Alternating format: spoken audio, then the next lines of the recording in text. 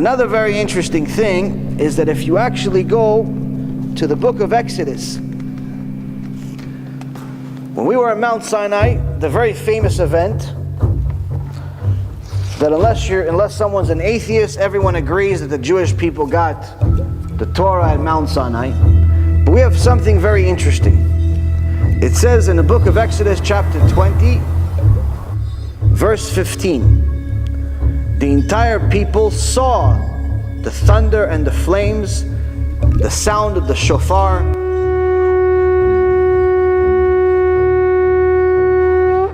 and the smoking mountain. The people saw and trembled and stood from afar. Later on, in the book of Deuteronomy, Moshe Rabbeinu also says, you saw Hashem's words at Mount Sinai. Now Chazal says, what do you mean you saw? We heard his words. We heard the sounds. But like we said in the beginning of the Lashah, there's no such thing as a mistake in the Torah. It's divine. So Chazal actually says, the sages say, no, they actually saw the sounds. When Hashem spoke, there was writings on the sky. When the shofar was blown, the sound made an image in the sky.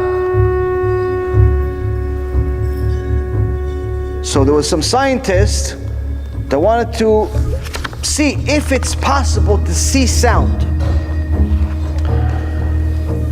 One was a scientist by the name of Yaakov Guggenheim, an engineer, where he connected different machines to his voice, and he started trying to make his voice make this machine draw what he's saying. So if he says apple, he wants the machine to draw an apple, or draw a word that says apple. A similar research was done by another scientist named Chaim Ben Arav Chai Elbaz. He's a physicist. So both of them had these machines, different strategies, but the same purpose. So what do you do when you try to make sounds? If you say ow, what is the machine going to draw? So you have to go to the simplest possible thing. Where do you go? To the alphabet. A, B, C, D. When they said A, Babkis, nothing came out. They said B, nothing. C, D, E, nothing. Said, oh, you know what? Let's try a different language. Try different languages, nothing. Baruch Hashem, one of them was a religious Jew. He said, oh, I also know Hebrew. So he tried Hebrew. And both of them discovered the same thing. The only language that the machine draws is Hebrew. When he said the letter Tet, the machine drew an image of Tet, exactly as we know it from the Torah. When he said Ayin, he drew an Ayin. Pei. See, exact. This is not like a coincidence. These pictures are a little bit bigger. When they said A, nothing came out. Looks more like an E than an A. B looked like just random. C, D, nothing. Nothing looks like anything. But if you look at the Ayin, it looks like an Ayin. Lamed, you see a Lamed.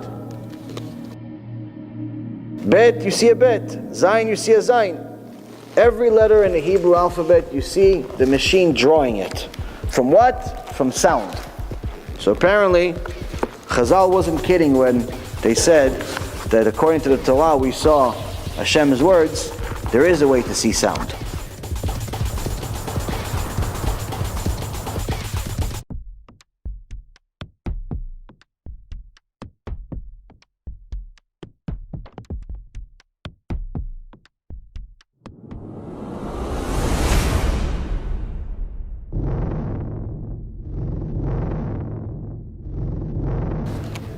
Another doctor wanted to see if we're the only ones that actually have life. So about 60 years ago,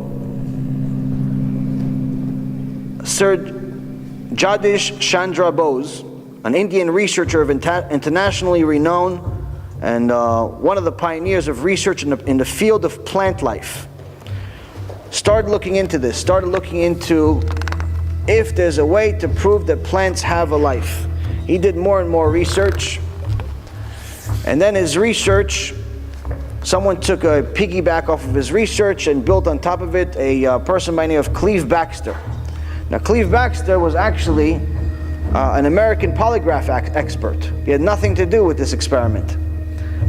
But he wanted to see one day if you could detect anything from a plant.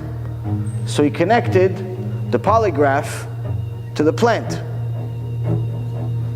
Obviously the plant's not lying, he's not saying anything. So he tested it. So he brought a fish and he took the fish out of the bowl. And automatically he started seeing the plant, the polygraph start making moves as if it's panicking. He put the fish back into the bowl and the plant calmed down. Then he lit a match, saying to himself, I'm going to burn this plant. The plant started making the same type of movement as if someone that's actually in a panic, someone that's being burned. And then he said, okay, you know what, maybe, okay, it sees apparently this plant, but can it read a mind? So his friend came into the room, and all of a sudden he saw his plant making a similar gesture to someone that's very upset. He says, what did you think? Honestly? He goes, yeah, what did you think? What did you think? I'm researching something. I just thought that my plant is nicer than your plant. Apparently the plant also has feelings. Chazal said this already in the Torah. It says that when a tree falls, you could hear, when a tree is cut, you could hear the screams of the tree from one end of the earth to the other end of the earth.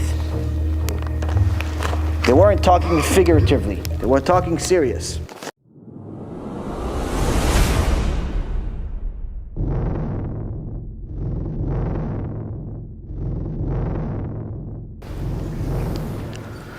The microscope was invented 330 years ago and discovered that blood cells in bone marrow. And it actually learned that finally that the real healing power is in the bone marrow. The bone marrow is, as far as the significance of the bone marrow, was only discovered later. As far as blood was discovered 330 years ago, to correct myself. In the Gemara Masechet Chulin, the Gemara Tractate Chulin, page 125a, Abaye, one of the greatest sages that ever lived, he's in practically every page of the Gemara, says, an animal with the exterior wound, the brain of bone, which is in essence bone marrow, deals from within, the outside. Meaning that the healing comes from within the bone to heal this wound. There's a disease called hemophilia. Women carry this, but it affects only men. Now, if a child has it, you're not allowed to, if a child is born with it, you're not allowed to circumcise him. Now, in the Gemara, Masechet Yevamot, page 64b, the sages explain that they stopped 4 sisters from circumcising their babies after 3 sisters had their baby die. Why? Because they believed that they had this hemophilia. Rabbi Yochanan explains that I told her not to circumcise the next child because he has this specific disease, and this is something that the women carry, but only men receive it.